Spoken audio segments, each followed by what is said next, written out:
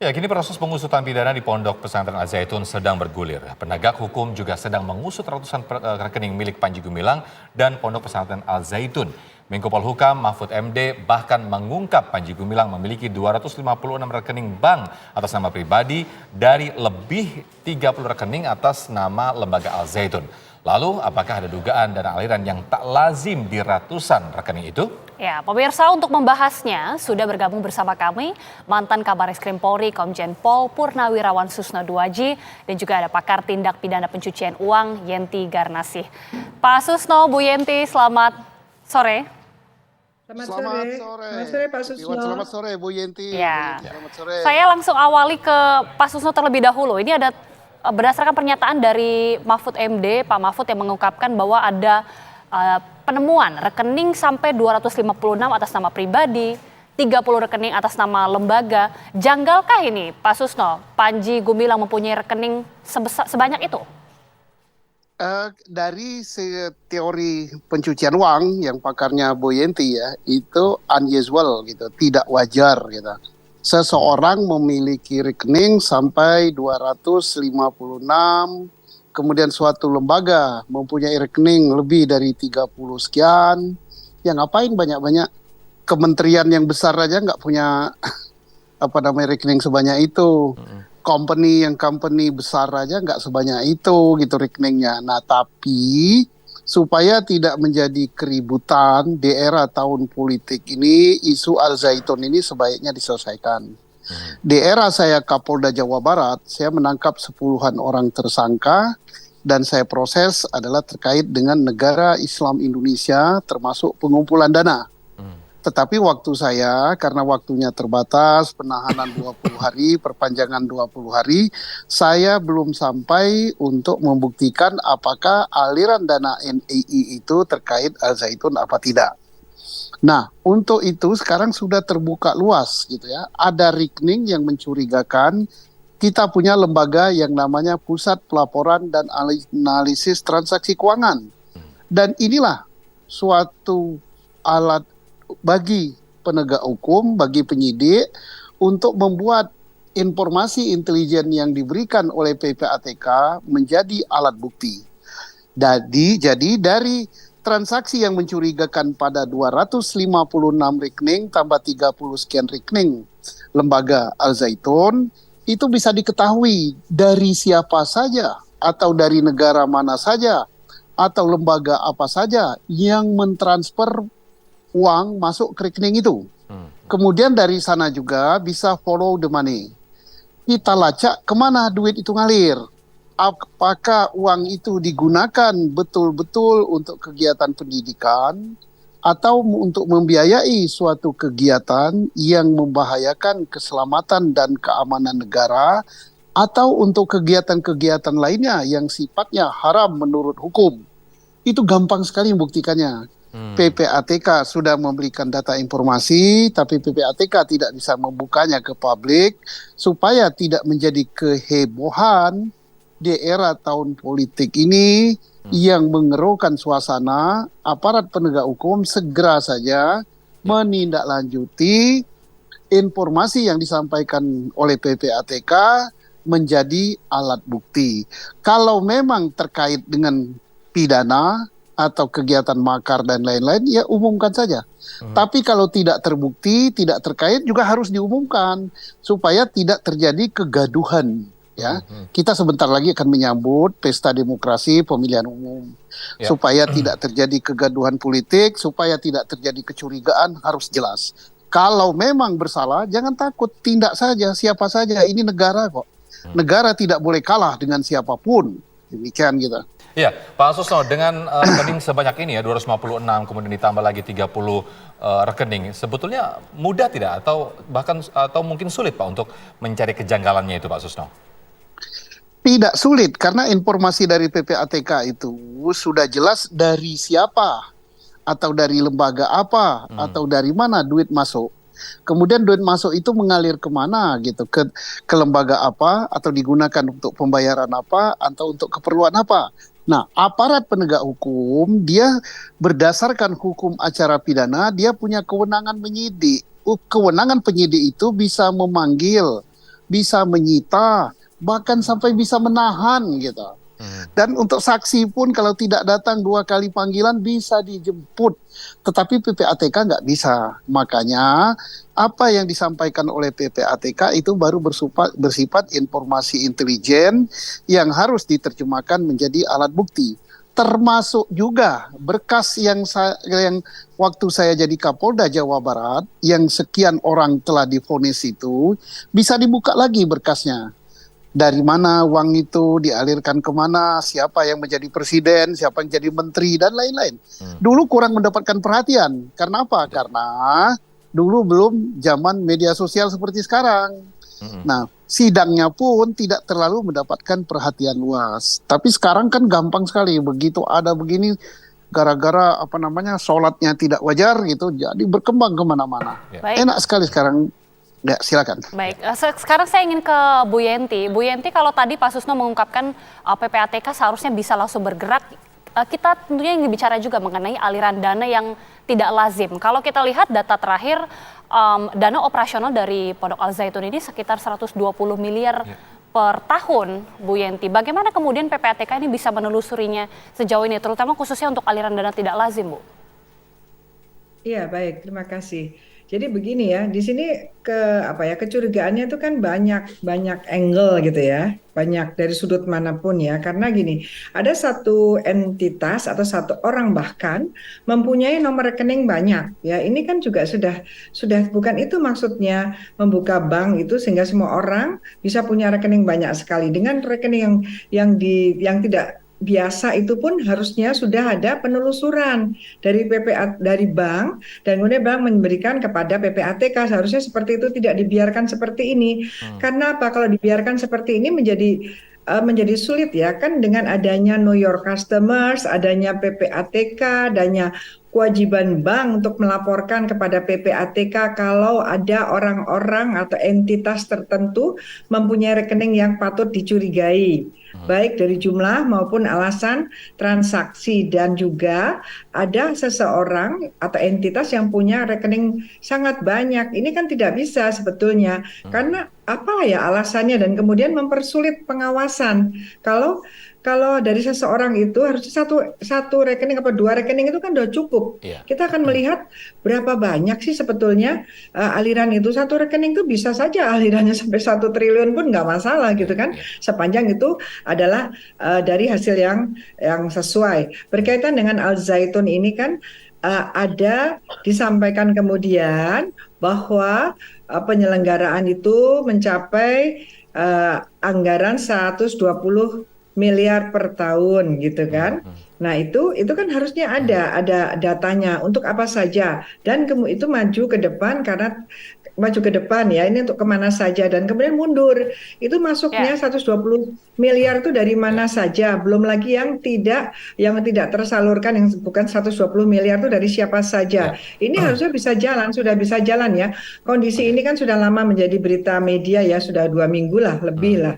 Ini harusnya ya, Bu Yenti, kalau dari pengalaman Bu Yenti mungkin pernah melihat kasus-kasus yang seperti ini. Seperti apa kemudian orang yang memiliki rekening sampai ratusan? Apa tujuannya dan apa sebenarnya yang kemudian ingin dilakukan dengan memiliki rekening sebanyak itu, Bu? Tapi mungkin bisa dijawab usai jeda. Sesaat lagi kami kembali, pemirsa. Ya, itu tadi pemirsa, kita sudah melihat bagaimana kemudian aset dari Panji Gumilang. Kita kembali melanjutkan dialog kabar petang. Saya ingin kembali ke Bu Yenti. Bu Yenti, apakah ini hal yang wajar seorang mempunyai rekening ratusan? Sepanjang pengalaman Bu Yenti mungkin menghadapi ada kasus-kasus yang seperti ini. Apa sebenarnya peruntukan satu orang memiliki rekening dan apakah memang bisa, Bu? Apakah tidak ada prosedur yang disalahi begitu?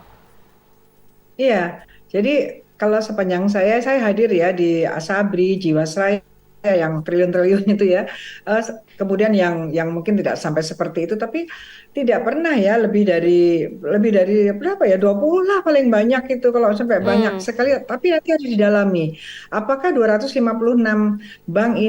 rekening ini ada dalam berapa bank. Kita lihat nanti ya berapa bank. Nah satu bank itu berapa. Nah kita lihat ya, kalau satu bank itu paling 2 apa 3 ya oke lah ya, mesti seperti itu. Tapi kalau banyak sekali itu kan sulit ya.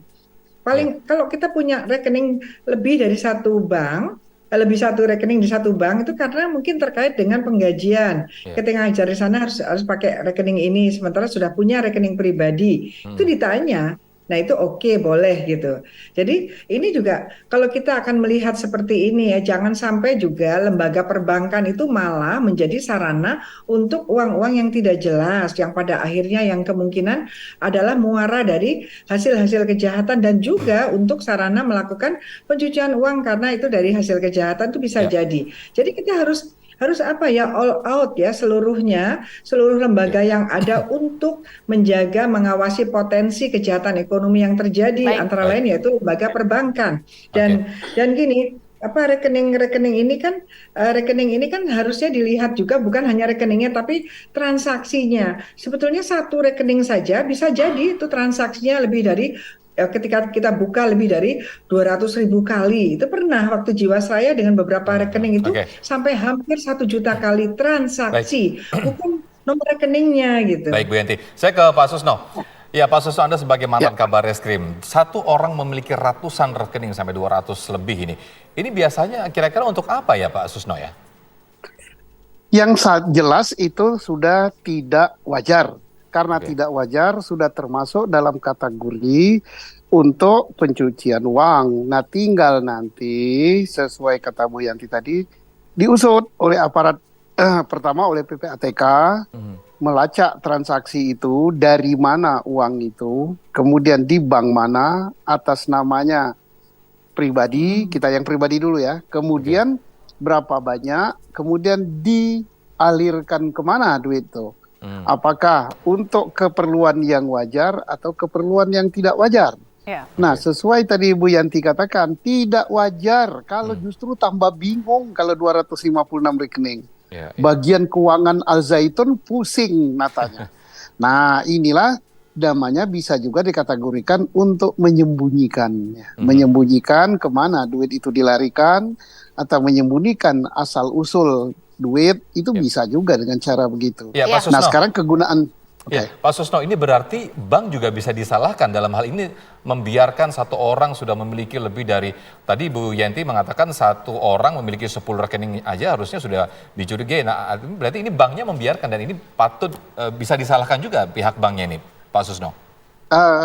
Kita harus pertanyakan kepada Bank Indonesia dan OJK. Ya. Aturan mereka untuk seseorang membuka rekening di suatu bank atas nama pribadi, apakah boleh lebih dari 10?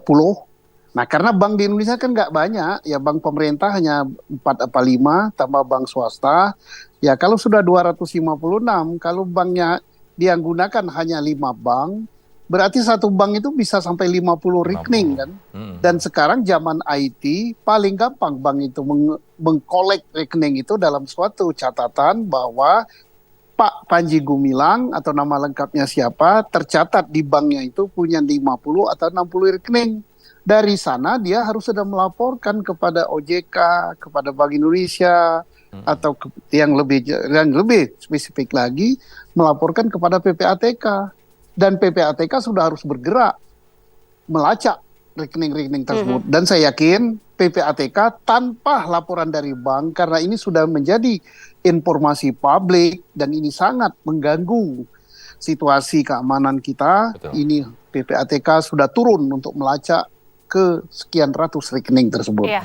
Mengenai aliran dana Pak Susno, tadi Pak Susno sempat mengungkapkan bahwa sudah melakukan penyelidikan pada tahun 2008 pada saat masih menjadi Kapolda Jawa Barat, dugaan aliran dana untuk NII.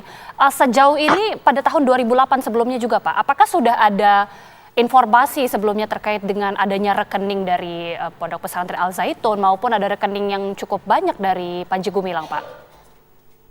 Kalau waktu saya dulu kan belum mengkait ke Al Zaitun, baru karena ingin cepat kita lacak, baru NII-nya.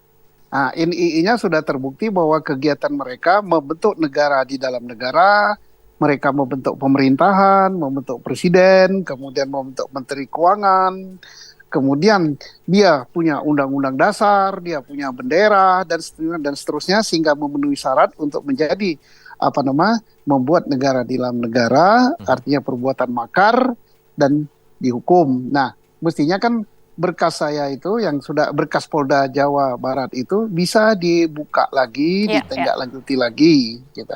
Iya. Ya, Bu, saya ke Bu Yanti. Dengan sudah seperti ini, Panji Gumilang memiliki lebih dari 256 rekening. Artinya PPATK bisa dikatakan kebobolan atau bagaimana nih, Bu Yanti?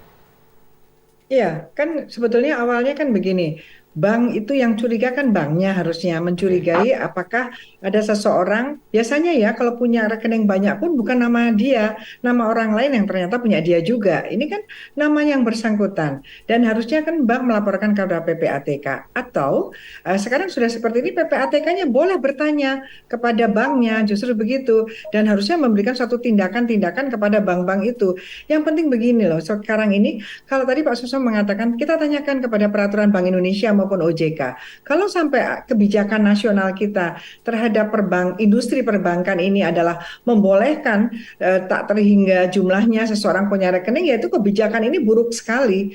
Agak sulit untuk bisa menjaga kepercayaan masyarakat pada perbankan. Ini sangat berbahaya. Kalau sampai ini di sisi ketika perbankan membolehkan tidak ada batasan untuk seseorang mempunyai rekening dengan jumlah banyak, kan tidak mungkin gitu. Itu sangat tidak mungkin. Nah, ini ketidakmungkinan ini kan tidak mungkin langsung PPATK. Berarti ini perbankan-perbankan saya selalu menyampaikan waktu ada rezim anti pencucian uang 2002, saya dengan Pak Susno juga pada waktu itu awal-awal, itu memang yang paling penting adalah pembenahan di perbankan. Kepatuhan dari bank untuk melaporkan kalau ada yang mencurigakan, termasuk harusnya ketika ada nama yang sama di beberapa nama yang sama di dalam satu bank. Itu harusnya menjadi hal-hal yang mencurigakan. Yang terjadi adalah pada umumnya itu adalah ada nama-nama yang tidak patut ya, tidak pantas punya rekening tapi ternyata itu punya satu orang yang menggunakan nama-nama lain. Nah, ini ada satu fenomena yang agak beda ya, tetapi sekian lama baru terendus sekarang ya. Memang kalau menghadapi hal-hal yang mencurigakan berkaitan dengan bagaimana kemungkinan adanya kejahatan keuangan, memang modus itu akan berkembang terus. Tinggal bagian kita yang harus betul-betul penegak hukum, pemerintah, kebijakan industri perbankan, kebijakan industri di Indonesia dan juga tentang penyelenggaraan ini kan sekarang penyelenggaraan pendidikan melalui lembaga sosial keagamaan. Ini juga harus dicek, Kementerian Agamanya dicek, kemudian juga mungkin Kemendikbud karena mereka kan pendidikan, mereka akan ada ijazah. Kalau tadi disebutkan bahwa ada hibah atau apapun itu 30% dari uang negara,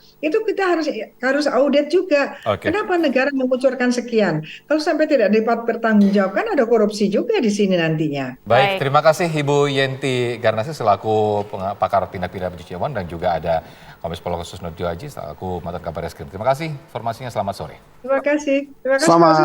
Selamat sore Bu Yanti. Iya, baik.